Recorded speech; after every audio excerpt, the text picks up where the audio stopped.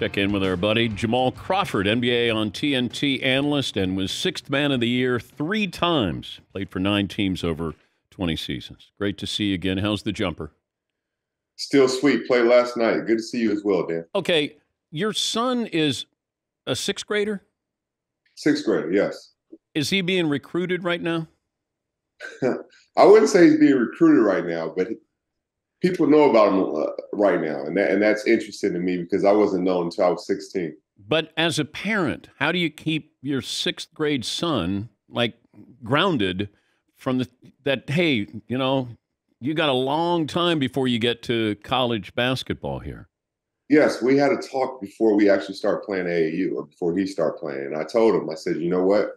Some people are going to say you're good. Some people are going to say you're not good. And some people are going to say you're okay. Either way, we got to be okay with either way. Just continue to get better. It's a long journey. So he's had a good attitude about everything so far. So it's worked out. How tall is he? He's 5'9" right now, actually. He's trying to pass mom. I think they're seeing eye to eye. She's going to start wearing her high heels even when she's going. It doesn't happen. I'm on the Laker bandwagon here. Are you? You're not. It's not that I'm not. I believe they were built for the playoffs, but I mean, I like Reeves a lot. I love AD. Obviously, LeBron is LeBron. He's one of the great ones of all time. But I'm just not exactly sure yet as they advance, because I think they can get to this round. But as they advance, I don't know. I think they made smart moves at the deadline. Instead of going after Kyrie, you already had the failed mistake with Russell Westbrook, and I think they're a better all-around team. And you might be right that they're built for the playoffs. And this matchup with Memphis, because Memphis, all they do is talk. And now with Ja being injured, I think everybody has holes in the West. Are you sold on Denver being the best team out West? No, I'm not actually. I actually had, going into it, I had Golden State and Phoenix versus the field. I thought those two teams could actually, be better than anybody else in the West. But I could see the Lakers being right there as well. When the game slows down, LeBron's at his best, right? And he's a chess master. And I always said, for the Lakers to go where they want to go, LeBron has to be their 4th quarter guy. AD has to be, and the other guys have to be their 1st and 3rd quarter guys to kind of carry him so he can collect data and pick teams apart, and then that's when he'll take over and make his move. Okay. I like the Suns, but then, of course, they lose to the Clippers and Kawhi without Paul George. How does that happen? I think it happens when you're in the playoffs for the first time trying to figure it out. I mean, obviously, Kevin Durant's the best player, but him taking just 15 shots for me is not enough. But I'm sure he'll increase his aggressiveness as it goes on. Where's Kawhi going to end up historically? That's an unbelievable question, Dan, because like right now, right? I don't know if he's top 5 player in the regular season, but I know he's top 5 player in the playoffs just because the way he plays, what's important to him, what's driving him. He's been a champion for a long time. And when you have that, that's what really gets your juices going. And to do what he did yesterday, and it wasn't like it's a hot night for him. He can do that every single night, and that's why he's special. But why doesn't he play more? I think injuries. I think when you go through injuries, I think it changed you a little bit. You become a lot more cautious. You become more just more cautious. You absolutely are. But he knows this is his time to shine. Yeah, I'm surprised when he plays. Really? Yeah. When he plays, I know he's going to play at a high level. I'm just never sure if he's going to play. Yeah. He's went through a couple of injuries, but I think, hey, if this is the time we get to see him, when it's at the stakes are the highest and we see him most, we'll sign up for it. What is he like? Do you know him? Oh, unbelievable guy. Very funny. I knew you were going to say that. Yes. Jamal, I need proof that. Yeah, I know, right?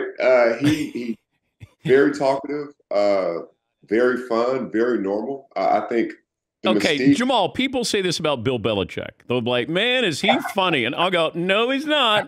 No way, right? Life of the party. So if you go to Kawhi's Twitter, right? I'm one of 6 people he follows from way back in the day. So I've known him for a long time. It's crazy. It's like Wingstop, Jordan, and me. It's like it was crazy because I've known him for a long time, and he's been the same. He's always been very about his business, about getting better. and very funny. He's always been very funny. It's incredible. I'll take your word for it. Trust me on that, man. Trust me on that. Okay, all right. Talking to Jamal Crawford, NBA on TNT analyst. Who's the underdog in the Sacramento Golden State series? I think Sac is the underdog. Even though they finished third, I think Sac's the underdog. Golden State, they were bumpy all year, but to end up in the sixth spot, and you just trust them in the playoffs. They had a chance the other night, but Sacramento stood strong. Golden State is going to be a tough out because they know what it takes. They can lock down. They can go on those stops. They can go on those runs that are historic, right? And I think they still have that switch, and they're out to prove it for sure. Is it easier to explain Steph Curry's greatness or Klay Thompson's greatness? For me, I think it's easier to explain Klay's, but Steph's an anomaly. Like, this little 6'3" guard changed the way basketball is viewed, the way it's played. I coach AAU, right? And to be in any gym in America and see guys shoot and turn around before it goes in, or the dough behind the backs, every kid now believes that you can make it to the NBA because of this guy, because the way he's made it look, the way he's been the boy next door. But Steph's an assassin, man. He's special. He's an all-time great. And he might have created Caitlin Clark at Iowa. See? And there's going to be more players like that because now you don't have to be, LeBron size or Jordan size or Kobe size. You can be a 6'3" guard and say, you know what, I can out hustle you. I can have just as much heart as anybody on the court, and my skills can be transcending where, you know what, I may have a shot to make it. But is there anybody who's had a better career in dribbling less than Klay Thompson? No, not at all. Klay is, the bigger the moment, the bigger the shot, the better Klay is. Klay's one of those guys, he'll make a tough one, like, ooh, Klay, you made that one. Oh, we're ready to go. Because he's a fearless shooter, right? And when you have that, that's a weapon. Think about the games he had against OKC in the past. Their first finals run. They could have lost that and not had this dynasty based off of what happened. Klay is unbelievable. I'm glad he's healthy. I'm glad he's back showing he's at top tier level, and I'm glad it's worked out for him because he's been through a lot over the last few years. I don't know if I can take the Knicks advancing because the fans, the Knick fans, they'll party like it's 1999. I mean, the Hawks, they beat the Hawks one game, and, you had these bros with their shirts off celebrating in New York last year, and now with the Cavaliers. And you know what? Maybe it's a great story. But yeah, you see that Knicks jersey back there? I played there. We had no shot at the playoffs. We won made 25 to 30 games in the year. They made it feel like a playoff atmosphere every single night. So I can't imagine being in the city right now, winning the game and seeing the people's reaction. Because like you said, if they advance, it'll be like this party like it's 1999 for sure. But who would you see celebrity-wise besides Spike Lee when you played? You were in New York for what, 5 years? Yes, almost 5 years. Adam Sandler, Jay-Z, P. Diddy, Spike, of course. I remember one game, Samuel L. Jackson was there at the game, and we're sitting across from each other. I think he said it was Spike, and my hand was wrapped, so I wasn't playing. He came in the suit. He's like, "You're not playing?" I said, "No." He's, "Oh, like I only came to watch you play." That was really, really cool. And the last part of that, I actually just got an email, probably like a couple months ago, and a guy emailed my foundation, and he said, "Hey, just want to let you know that Heath Ledger was at the game when you scored 52." And I knew that part. And he said, we hung out with Jay-Z afterwards. And that was Heath's first basketball game. And you kind of helped spark him getting into basketball and playing afterwards. So you had a Heath Ledger fan, which was pretty cool. What was it like hanging out with Jay-Z? Oh, it was really cool. He was always so cool. And it was funny because all those celebs we talked about, I was always a little bit more nervous when he was there. So I wouldn't look at him until I got like 8 or 10 points and I was rolling. And then I was like, all right, he's there now. I see you. But I saw him the whole time. I just wouldn't let him know. So you got the Phoenix Suns or Golden State coming out of the West still? I do, with the Lakers being that dark horse. Okay, now East. The James Harden storyline is really quiet, Jamal. And I think because he's almost settled back into, I'm going to pass first, shoot less drama, and we've only talked about Joel Embiid. We haven't really talked about the Sixers as a team, and it's all positive.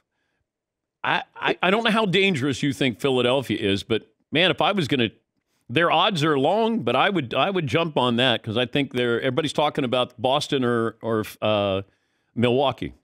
Right. No, and with that situation, it's interesting because Joel said something after the game that I've been saying all year. We love James being a point guard, but at some point, if they advance and they continue to advance, he's going to have to be more aggressive to score the ball as well. Like I love, 22 point, 13 assists James Harden, but at a certain point, we're going to need 28 point, 10 assists James Harden as it goes forward because Joel's going to need that second guy as they continue to advance. Oh, okay.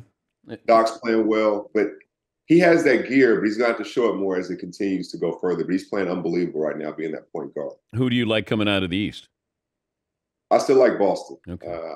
I like Milwaukee, and I think Milwaukee's better against everybody else, but I think Boston can actually match up with Milwaukee and do some damage in the playoffs. They had a game late in the season where I thought Boston absolutely was trying to send a message, and they did that. I think it was the last time they played. We always talk about playoff basketball. It's different, or the calls that you would make, like a playoff foul. Yes. Can you describe the difference in the feel of a regular season and the feel of a postseason game? The regular season is just free flowing, right? There's any kind of contact's a foul, everybody's scoring. It's more like an all-star game setting.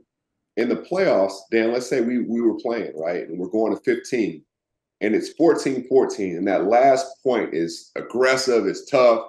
You're not getting anything free. That's how every single possession is in the playoffs. And that's why you're exhausted afterwards. That's why you've left it all on the court. That's why you have scars and things of that nature, bumps and bruises you didn't even feel until after the game, because every single possession is definitely intense. And that's why I'd rather see the scoring be down in the playoffs, but the points mean more. Like if you got 20 points in the playoff game, you earned it. It was no freebies. You really earned those points. Now, J.J. Redick has been on record talking about, that everybody talks about how tough the game was back in the 90s. And as,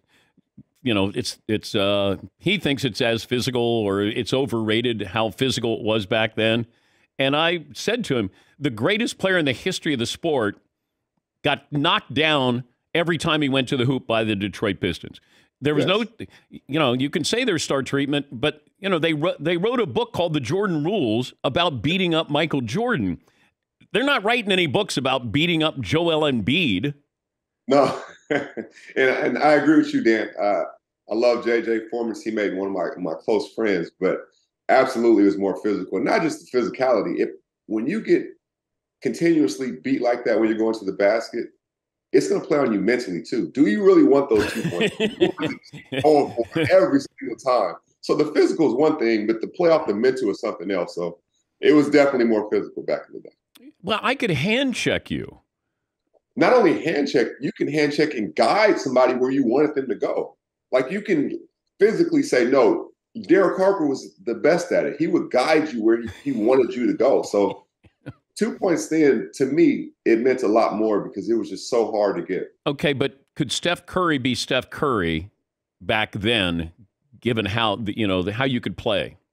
Yes, Steph Curry could be Steph Curry anywhere, and that's what's special about him because he's one of the few stars that don't ruin the flow of offense because he moves so much. Yeah. When you can shoot like that off the move and shoot like that off the handle, you'd be transcending any era. And Steph would be Steph at any time.